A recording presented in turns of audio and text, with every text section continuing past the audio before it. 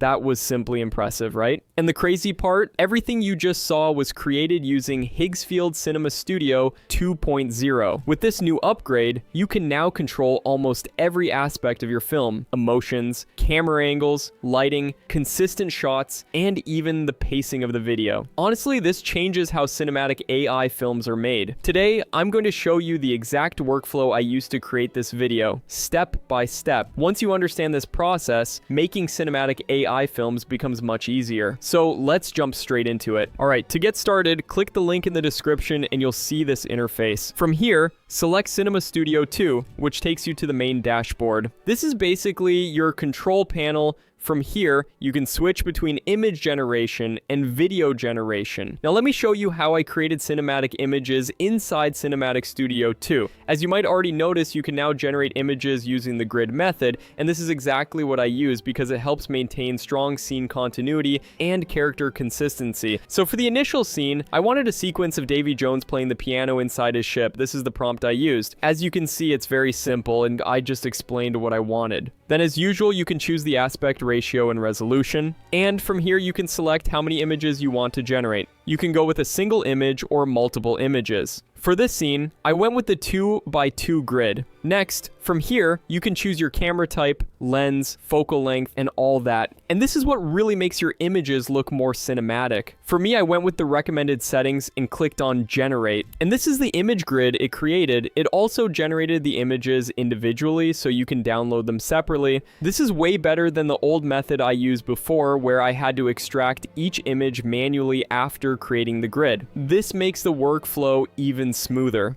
And as you can see, the images look absolutely amazing. Now, I didn't use all the images from the grid, I only selected a few of them. I also wanted a back view of him playing the piano, but I didn't get that in the first grid. So here's what I did. I uploaded one of the generated images as an input, and then I gave it this prompt. Again, very simple. Then once again, I went with the 2x2 grid because I wanted a few different options. And the best part is, it costs the same credits whether you generate one image or 16 images. So why not? And this is the grid it created. As you can see, it produced different types of shots, and I went with this one. Next, for the flashback sequence images, this is what I did. First, I uploaded this character image that I created using Nano Banana Pro. Then, for the prompt, I used this. Here, I described the kind of sequence I wanted. I also mentioned the setup, which is the 1820s, to give it that retro feel. And I specifically asked for different outfits because in my first try, the character was wearing the same clothes across all the shots, as you can see here, which I didn't like. So this time I used the 3x3 grid method and simply hit generate, and this is the sequence it created. Pretty awesome, right? Now, if you had to create this one image at a time, just imagine how much time and effort it would take. But now, it's that easy, and the face consistency is absolutely perfect. Truly amazing. Then, I just downloaded the images I liked. After that, as you can see here, I basically used the same method again to create the next sequences, including him playing the piano, which will serve as a bridge to connect him to Davy Jones. Here are all the images I created for the video. As you can see, the scene and character consistency is maintained in every shot, which is extremely important.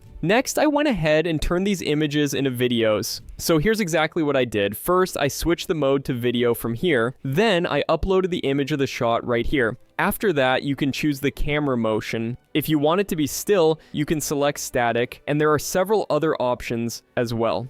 I went with this one because I wanted a slow rotation. Next, this is the speed section where you can control the pacing of the clip. If you click on this arrow, you'll see there are so many presets to choose from. And honestly, I don't know how, but they work perfectly. For example, if you choose this preset, the video starts normally, then speeds up, slows down, and gradually returns back to normal. Isn't that amazing? You can even create your own custom speed settings from here, but I went with auto. Next, you can choose the video duration. You can go up to 12 seconds, which is pretty impressive. For this shot, I selected 4 seconds. Then, from here, you can choose whether you want a single shot or a multi-shot. If you choose multi-shot, it automatically adds different cutscenes while maintaining perfect scene and character consistency, just like Sora 2. You can also do it manually, where you can give different prompts for each cut, adjust the speed, timing, and everything. It's literally crazy. But for this one, I went with a single shot. From here, you can even choose the video style, and the A, I will match the visuals based on the genre you select. There are many options available, but I simply went with the generate option and hit generate, and this is the output. Wow, this looks amazing. The motion is super smooth, there's almost no distortion,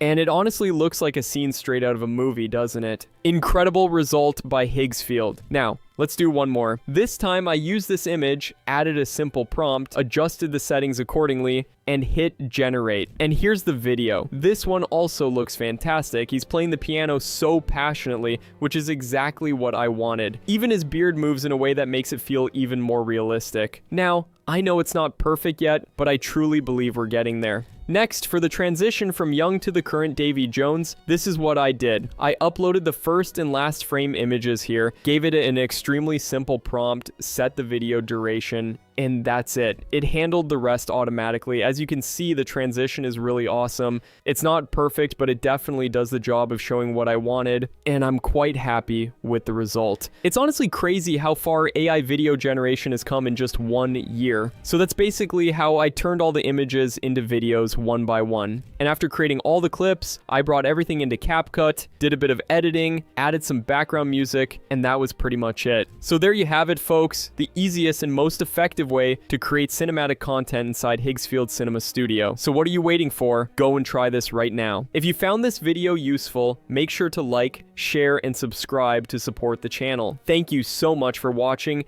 and as always, keep grinding.